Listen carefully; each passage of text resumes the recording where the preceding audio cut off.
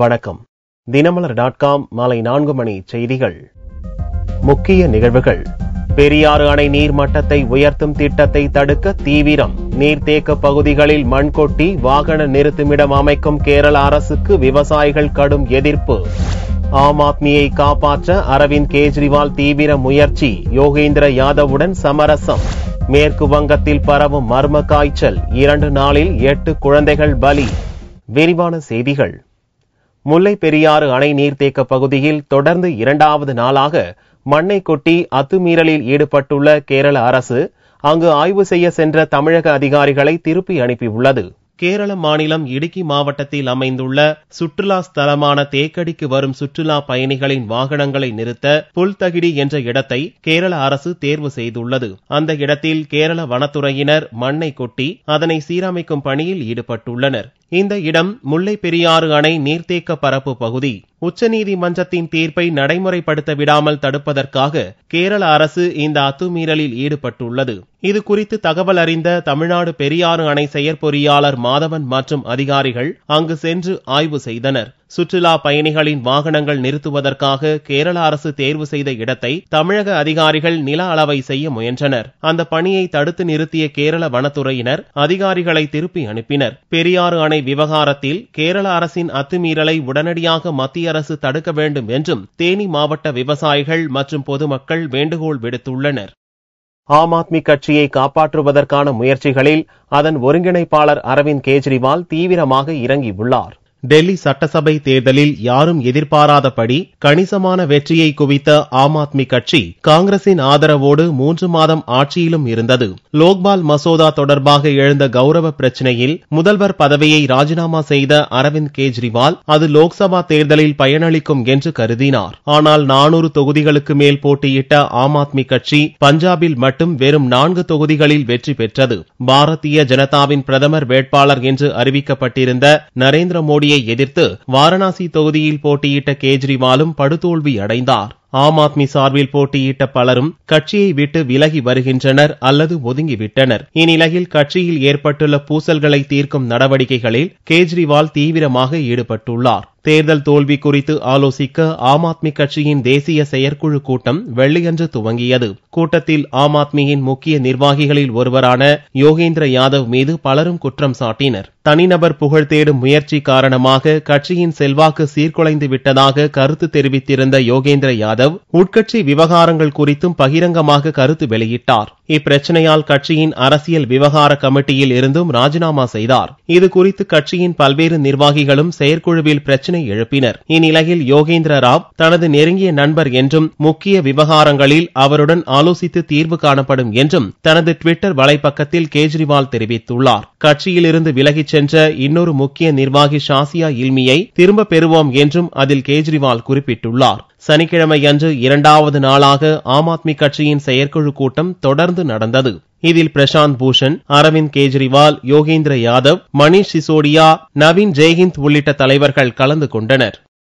மேற்கு வங்கத்தில் மர்ம காய்ச்சல் தாக்கி மால்டா மருத்துவக் கல்லூரி மருத்துவமனையில் சேர்க்கப்பட்ட 25 குழந்தைகளில் 8 பேர் பரிதாபமாக பலியாகி உள்ளனர்.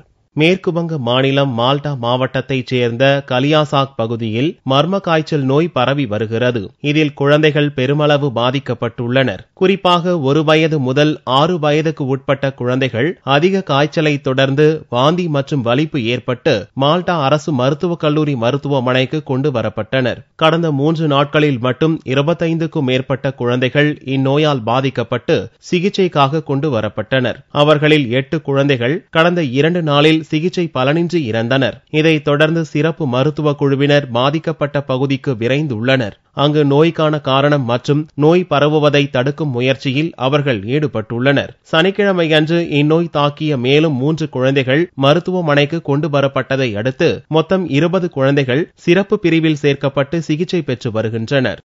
கோவையில் தனியார் மருத்துவமனை அளித்த தவறான சிகிச்சையால் 3 மாத குழந்தைக்கு பார்வை பறிபோனது. இது தொடர்பாக மருத்துவர்கள் 3 பேர் மீது வழக்கு பதிவு செய்யப்பட்டுள்ளது. கோவை தொண்டாமுத்தூர் குளத்துப்பாளையம் பகுதியைச் சேர்ந்தவர்கள் தேவேந்திரன், சௌமியா தம்பதி. கடந்த 2013ஆம் ஆண்டு ஜூன் மாதம் கர்ப்பம் அடைந்த சௌமியா ஆவாரம்பாளையம் சாலையில் தனியாருக்கு சொந்தமான மகளிர் மற்றும் கருத்தரித்தல் மருத்துவமனையில் சிகிச்சை பெற்று வந்தார். அவருக்கு கடந்த மார்ச் மாதம் அறுவை சிகிச்சை மூலம் ஆண் குழந்தை பிறந்தது. நல்ல ஆரோக்கியத்துடன் பிறந்த குழந்தையை நோய் தொற்று இருப்பதாக கூறி மருத்துவர்கள் ஐசியூவில் வைத்தனர். இதனிடையே 3 நாட்கள் கழித்து குழந்தையை பார்ப்பதற்கு பெற்றோரை மருத்துவர்கள் அனுமதித்தனர். அப்போது குழந்தையின் இடது மணிக்கட்டில் ஊசி வழியாக மருந்து செலுத்தி இருந்தது குறித்து பெற்றோர் மருத்துவர்களிடம் கேட்டபோது அவர்கள் அலட்சியமாக பதிலளித்துள்ளனர். மேலும் குழந்தைக்கு ஏற்பட்ட நோய் தொற்று குறித்து எவ்வித பதிலும் அளிக்காத மருத்துவமனை நிர்வாகம் குழந்தையை கண் மருத்துவமனையில் சேர்க்கும்படி கூறி அவர்களை டிஸ்சார்ஜ் செய்து வீட்டிற்கு அனுப்பியது. குழந்தையின் கண்கள் வீங்கி இருப்பதை பார்த்த தேவேந்திரன் மற்றும் சௌமியா மற்றொரு மருத்துவமனையில் பரிசோதித்த போது குழந்தைக்கு கண்களில் பார்வை பறிபோயுள்ளது தெரிய வந்தது. இதனால் அதிர்ச்சியடைந்த சௌமியா ரேஸ்கோர்ஸ் போலீசாரிடம் புகார் அளித்தார். தப்பான இன்ஜெக்ஷன் போட்டு ஐவி லைன் போட்டு புண்ணு பண்ணி எல்லாம் இன்ஃபெக்ஷன் பாடியில இருந்து எல்லாம் இன்ஃபெக்ஷன் ஆகி கண்ணுக்கு போய் இப்ப பார்வை 2 கண்ணுக்குமே பார்வை இல்லைன்னு சொல்லிட்டாங்க. குழந்தைக்கு தேவையில்லாமல் இந்த ஐவி போட்டு இருக்கிறார்கள். குழந்தைக்கு போட வேண்டிய அவசியமே இல்லை. பணம் பறிக்க வேண்டும் என்ற கெட்ட எண்ணத்தில் மருத்துவர்கள் இப்படி செய்திருக்கிறார்கள். அதற்கப்புறம் குழந்தைக்கு 2 கண்களும் பறிபோயிருக்கிறது. உயர்நீதிமன்ற நீதியரசருடைய ஆணையின்படி இப்பொழுது உடனடியாக முதல் தகவல் அறிக்கை 3 மருத்துவர் மீது தாக்கல் செய்யப்பட்டிருக்கிறது. தனியார் மருத்துவமனையின் செயல்பாடுகள் குறித்து தமிழ்நாடு மருத்துவ கவுன்சிலுக்கு தகவல் அளித்தும் எவ்வித நடவடிக்கையும் எடுக்கப்படவில்லை என்றும் இது தொடர்பாக 5 கோடி ரூபாய் இழப்பீடு கேட்டு மாநில நுகர்வோர் நீதிமன்றத்தில் வழக்கு தொடர உள்ளதாகவும் வக்கீல் ஆறுமுகம் தெரிவித்தார். முன்னாள் அமைச்சர் தயாநிதி மாறன் பிஎஸ்என்எல் இணைப்புகளை முறைகேடாக பயன்படுத்தியது தொடர்பான வழக்கில் சிபிஐ விசாரணை தீவிரமடைந்துள்ளது. முன்னாள் மத்திய அமைச்சர் தயாநிதி மாறன் பிஎஸ்என்எல் இணைப்புகளை முறைகேடாக பயன்படுத்தியதாக சிபிஐ வழக்கு தொடர்ந்துள்ளது. சென்னை போட் கிளப்பில் உள்ள முன்னாள் மத்திய அமைச்சர் தயாநிதியின் வீட்டில் இருந்து அதிநவீன தொழில்நுட்ப வசதிகள் கொண்ட பிஎஸ்என்எல்லின் 323 இணைப்புகள் அங்கிருந்து சன் டிவி அலுவலகத்திற்கு முறைகேடாக பயன்படுத்தியதாக குற்றம் சாட்டப்பட்டுள்ளது. இதனால் 400 கோடி ரூபாய் அளவுக்கு இழப்பீடு ஏற்பட்டதாக எழுந்த புகாரின் அடிப்படையில் சிபிஐ வழக்கு பதிவு செய்து விசாரித்து வருகிறது. இவ்வழக்கில் தொடர் விசாரணைக்காக டெல்லியிலிருந்து 4 பேர் கொண்ட சிபிஐ குழு சென்னை வந்துள்ளது. சன் டிவியின் முன்னாள் நிர்வாக இயக்குநர் ஹன்ஸ்ராஜ் சக்சேனாவிடம் சிபிஐ குழு 8 மணி நேரத்திற்கும் மேலாக விசாரணை நடத்தினர். தொடர்ந்து சன் டிவியின் முன்னாள் இயக்குநரான சரத் ஷெட்டிக்கு சிபிஐ அதிகாரிகள் சம்மன் அனுப்பினர். சிபிஐ அதிகாரிகள் முன் நேரில் ஆஜராகி சரத் ஷெட்டி சனிக்கிழமையன்று அதிகாரிகளின் கேள்விகளுக்கு பதில் தந்தார். சரத் ஷெட்டி பின்னாளில் கலைஞர் டிவி நிர்வாக இயக்குநராக பொறுப்பு வகித்தார் என்பது குறிப்பிடத்தக்கது. 2G அலைவரிசை ஊழல் வழக்கிலும் சரத் ஷெட்டி மீது குற்றம் சாட்டப்பட்டுள்ளது.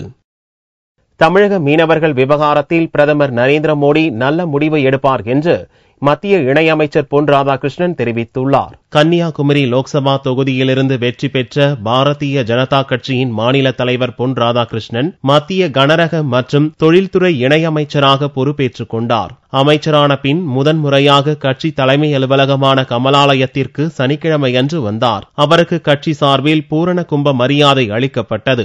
வரவேற்புக்கு நன்றி தெரிவித்த ராதாகிருஷ்ணன் தமிழக மீனவர்கள் விவகாரத்தில் பிரதமர் நரேந்திர மோடி நல்ல முடிவு எடுப்பார் என்றும் ஆப்கானிஸ்தானில் கடத்தப்பட்டுள்ள தமிழக பாதிரியார் பிரேம்குமாரை மீட்கும் முயற்சியை மத்திய அரசு தொடர்ந்து மேற்கொண்டு வருவதாகவும் கூறினார். திரு ராஜபக்சே அவர்கள் இந்தியாவிற்கு வரும் முன்பே அதற்கு முன்பாக பிடித்து வைத்திருந்த மீனவர்களை விடுதலை செய்தார்கள். ஆனால் அதற்கு பின்பாகவும் 33 மீனவர்கள் பிடிக்கப்பட்டார்கள். பிடிக்கப்பட்ட மீனவர்கள் விடுதலை செய்ய வேண்டும் என்று வெளியுறவுத்துறை அமைச்சரிடம் நாம் முறையிட்டோம். திருமதி சுஷ்மா ஸ்வராஜ் அவர்கள் உடனடியாக அதற்கான நடவடிக்கைகளை எடுத்தார்கள். கைது செய்யப்பட்டிருக்கக்கூடிய கிறிஸ்தவ பாதிரியார் மரியாதைக்குரிய பிலிக்ஸ் அவர்கள் உடனடியாக விடுதலை செய்யப்பட வேண்டும். இது குறித்து வெளியுறவுத்துறை அமைச்சர் மரியாதைக்குரிய சுஷ்மா ஸ்வராஜ் அவரிடம் நான் ஏற்கனவே பேசியிருக்கின்றேன். முன்னதாக சென்னை விமான நிலையத்தில் மத்திய இணையமைச்சர் பொன் ராதாகிருஷ்ணனுக்கு கட்சியினர் உற்சாக வரவேற்பு அளித்தனர். அங்கு செய்தியாளர்களிடம் பேசிய ராதாகிருஷ்ணன் தமிழகத்தில் செயல்படுத்த உள்ள தொழில் மேம்பாடு மற்றும் கொள்கைகள் குறித்து முதல்வர் ஜெயலலிதாவை விரைவில் சந்திக்க இருப்பதாக கூறினார். சேது சமுத்திர திட்டம், கச்சத்தீவு விவகாரம் தொடர்பாக பொறுத்திருந்து பாருங்கள் என்றும் அவர் கூறினார். ஏற்கனவே தமிழக முதல்வர்களை நான் சந்திச்சாச்சு. சில விஷயங்கள் நாங்கள் பேசியிருக்கோம். அது சம்பந்தமான முயற்சிகளில் நாம் இறங்கியிருக்கிறோம். அடுத்த முறை வரும்போது நான் சந்திக்கக்கூடிய முயற்சிகள். மீனவர்கள் துன்புறுத்தப்படுவதை ஒரு காலமும் பாரதிய ஜனதா கட்சி அல்லது மத்திய அரசாங்கம் சகித்துக் கொள்ளாது. சேது சமுத்திர திட்டம் அது எப்படி நடைமுறைப்படுத்துதுங்கிறது ஆய்வு செய்த பின்னாடி அது முடிவு செய்யும். தமிழகத்தின் பல்வேறு பகுதிகளிலும் இருந்து வந்திருந்த கட்சி நிர்வாகிகள் பொன் ராதாகிருஷ்ணனுக்கு மாலை அணிவித்து வாழ்த்து தெரிவித்தனர். போலீஸ் பாதுகாப்புடன் நடந்த காங்கிரஸ் கட்சி நிர்வாகிகள் கூட்டத்தை ப. சிதம்பரம் ஆதரவாளர்கள் புறக்கணித்தனர். நடந்து முடிந்த லோக்சபா தேர்தலில் யாருடனும் கூட்டணி அமைக்க வாய்ப்பின்றி தமிழக காங்கிரஸ் தனித்து போட்டியிட்டது. 38 தொகுதிகளில் டெபாசிட் தொகையை இழந்து ஓட்டு சதவீதம் 4.5% என்ற அளவுக்கு காங்கிரஸ் கட்சியின் நிலை மாறியது. இதற்கு பொறுப்பேற்று கட்சித் தலைவர் ஞானதேசிகன் ராஜினாமா செய்ய வேண்டும் என்று ப. சிதம்பரம் ஆதரவாளர்கள் போர்க்கொடி உயர்த்தினர். பத்திரிகை வாயிலாக அறிக்கை வெளியிட்டனர். இந்நிலையில் கட்சியின் நிர்வாகிகள் கூட்டம் சனிக்கிழமை அன்று சத்தியமூர்த்தி பவனில் நடக்கும் என்றும் அப்போது கருத்தை கூறலாம் என்றும் ஞானதேசிகன் அறிவித்தார். அறிவித்தபடி சனிக்கிழமை அன்று சத்தியமூர்த்தி பவனில் மாநில நிர்வாகிகள் மாவட்ட செயலாளர்கள் கூட்டம் கட்சித் தலைவர் ஞானதேசிகன் தலைமையில் நடந்தது. ஆனால் இக்கூட்டத்தில் ப. சிதம்பரம் ஆதரவாளர்கள் ஒட்டுமொத்தமாக புறக்கணித்தனர். வாசன் ஆதரவாளர்களை அடுத்து கணிசமான அளவில் உள்ள சிதம்பரம் ஆதரவாளர்கள் இக்கூட்டத்திற்கு வரவில்லை. இரு தரப்பினரிடையே காரசார வாக்குவாதம் ஏற்படும் என்ற சூழ்நிலையில் பவனுக்கு வெளியே பாதுகாப்பு கருதி போலீசார் நிறுத்தப்பட்டிருந்தனர். ஆனால் சிதம்பரம் ஆதரவாளர்கள் புறக்கணிப்பால் சுமூகமாக கூட்டம் துவங்கியது. லோக்சபா தேர்தலுக்கு சில மாதங்களுக்கு முன்னரே ஞானதேசிகன் முயற்சியால் மாநில நிர்வாகிகள் அறிவிக்கப்பட்டனர். இவர்களே தேர்தல் பொறுப்பாளர்களாகவும் நியமிக்கப்பட்டனர். அவ்வாறு நியமிக்கப்பட்டவர்கள் தேர்தல் பணிகளில் சரிவர ஈடுபடவில்லை என்றும் ஆளும் கட்சி மற்றும் திமுகவிடம் விலை போய்விட்டதாகவும் கூட்டத்தில் சிலர் குற்றம் சாட்டினர். கட்சியின் வளர்ச்சி குறித்தும் இக்கூட்டத்தில் விவாதிக்கப்பட்டது. மானாமதுரை அதிமுக எம்எல்ஏ குணசேகரனை வெட்டிய 3 பேரை கைது செய்துள்ள போலீசார் தலைமறைவாகியுள்ள 2 தேடி வருகின்றனர். சிவகங்கை மாவட்டம் மானாமதுரையைச் சேர்ந்த அதிமுக முன்னாள் அவைத் தலைவர் தெய்வேந்திரனின் மகன்கள் யோகேஸ்வரன், சபரி கடந்த சில மாதங்களுக்கு முன்பு வைகை ஆற்றின் கரையில் இருந்த ஆக்கிரமிப்பு கட்டடங்கள் அகற்றப்பட்டதில் யோகேஸ்வரன் கட்டடமும் அகற்றப்பட்டது. இந்நிலையில் அண்ணா சிலை அருகே நின்று கொண்டிருந்த யோகேஸ்வரன், சபரியிடம் அதிமுக எம்எல்ஏ குணசேகரன் பேசிக் கொண்டிருந்தார். அப்போது தமது கட்டடத்தை அகற்றிய போது எம்எல்ஏ என்ற முறையில் ஏன் தடுக்கவில்லை என கேட்டு யோகேஸ்வரன் குணசேகரனிடம் தகராறில் ஈடுபட்டார். பின்னர் திடீரென்று அப்பகுதியில் மின்தடை ஏற்பட்டது. அப்போது யோகேஸ்வரன் உட்பட 5 பேர் கொண்ட கும்பல் எம்எல்ஏ குணசேகரனை அரிவாளால் தாக்கிவிட்டு தப்பி ஓடியது. படுகாயமடைந்த நிலையில் குணசேகரன் மீட்கப்பட்டு மதுரை மீனாட்சி மிஷன் மருத்துவமனையில் சிகிச்சைக்காக அனுமதிக்கப்பட்டார். பேசிட்டு இருந்தோன்னா ஒரு 2-3-4 பேர் வந்தாங்க. வந்தோடனே கொஞ்ச நேரத்தில் கரண்ட் ஆஃப் ஆச்சு. ஆஃப் ஆனோடனே முதல்ல ஒரு 2 தடவை வந்து பேசிட்டு திரும்பி போயிட்டே இருந்தான். ஒரு 3 தடவை வந்துட்டு போயிட்டு பேசிட்டே இருந்தான். கரண்ட் ஆஃப் ஆச்சு. எப்படி கரண்ட் ஆஃப் ஆச்சுன்னு தெரியல. வந்து கரண்ட் ஆஃப் ஆனோடனே விட்டுட்டான். இச்சம்பவம் குறித்து வழக்கு பதிவு செய்த மானாமதுரை போலீசார் தப்பியோடிய கார்த்திக், சசிகுமார், மற்றொரு கார்த்திக் ஆகிய 3 பேரை கைது செய்தனர். தலைமறைவாகியுள்ள யோகேஸ்வரன், சபரி ஆகிய 2 தேடி வருகின்றனர். இதனிடையே அதிமுகவில் நிலவும் உட்கட்சி பூசலால் எம்எல்ஏ குணசேகரன் தாக்கப்பட்டிருக்கலாம் என்றும் கூறப்படுகிறது. மழை வேண்டி தஞ்சை பெரிய கோவிலில் பெரிய நாயகி அம்மனுக்கு பூச்சொரிதல் விழா நடைபெற்றது. உலக பிரசித்தி பெற்ற தஞ்சை பெரிய கோவிலில் ஆண்டுதோறும் வைகாசி மாதம் பூச்சொரிதல் விழா நடைபெறுகிறது. இந்த ஆண்டு மழை வேண்டியும் மக்கள் ஒற்றுமைக்காகவும் நடந்த பூச்சொரிதல் விழாவில் பக்தர்கள் திரளாக கலந்து கொண்டனர். முன்னதாக பக்தர்கள் பெரிய கோவில் வளாகத்திலிருந்து மேளதாளங்கள் முழங்க 33 வகையான நறுமண மலர்களை கோவிலை சுற்றி ஊர்வலமாக கொண்டு வந்தனர். பெரிய நாயகி அம்மன் மண்டபம் வந்தடைந்ததும் அம்மனுக்கு வேத மந்திரங்கள் முழங்க பூச்சொரிதல் விழா நடத்தப்பட்டது.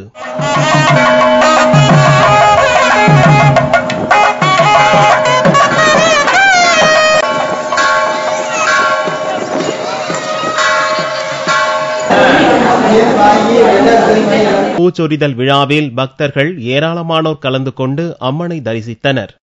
தங்கத்தின் விலையில் சனிக்கிழமை அன்று 1 சவரனுக்கு 72 ரூபாய் குறைந்திருந்தது. 1 சவரன் தங்கம் 20,312 ரூபாய்க்கு விற்பனையானது. 1 கிராம் ஆபரண தங்கம் 2,539 ரூபாயாக இருந்தது. வெள்ளி 1 கிராமுக்கு 20 காசுகள் குறைந்து 43 ரூபாய் 50 காசுகளுக்கு விற்பனையானது. பார்வெள்ளியின் விலை 40,635 ரூபாயாக இருந்தது. வாய் பேச முடியாத மற்றும் காது கேளாதோருக்கான சுயம்பரம் முதன்முறையாக சென்னையில் நடக்கிறது. 250க்கும் மேற்பட்டோர் கலந்து கொண்டு தங்களது வாழ்க்கை துணையை தேடினர். சென்னை டி நகரில் இயங்கி வரும் ஆம் டிவைன் கான்சியஸ்னஸ் எனும் தனியார் தொண்டு நிறுவனம் பல்வேறு சமூக நலத்திட்ட உதவிகளை செய்து வருகிறது. சென்னை எழும்பூர் பாந்தியன் சாலையில் உள்ள இக்ஷா மையத்தில் சனிக்கிழமையன்று வாய்ப்பேச முடியாத மற்றும் காது கேளாதோருக்கான இலவச சுயம்பரத்தை நடத்தியது. இதில் 250க்கும் மேற்பட்டோர் பங்கேற்றனர். இரு தரப்பினரும் ஒருமித்த கருத்துடன் வந்தால் திருமணம் செய்து வைக்கவும் திட்டமிடப்பட்டுள்ளதாக இதன் ஒருங்கிணைப்பாளர் மோகன கிருஷ்ணசாமி கூறினார். பேரண்ட்ஸோட வந்து 2 பேரும் மனம் ஒத்து பேசி கல்யாண லெவலுக்கு வந்தாங்க அப்படின்னா அந்த கல்யாணத்தையும் பண்ணி கொடுக்குற அளவுக்கு முடிந்த அளவு எங்களுக்கு முடியும், எவ்வளோ தூரத்துக்கு முடியுமோ அவ்வளோ தூரத்துக்கு நாங்கள் கல்யாணமும் பண்ணி கொடுக்கணும் அப்படின்னு மனசார நினைச்சிட்டு இருக்கோம். இந்த சுயம்பரம் இந்த மாற்றுத்திறனாளிகள் வாழ்க்கையில் மாற்றத்தை ஏற்படுத்தும் என்பதில் மாற்று கருத்தில்லை. மீண்டும் செய்திகள் இந்திய நேரப்படி இரவு 8 மணிக்கு. வணக்கம்.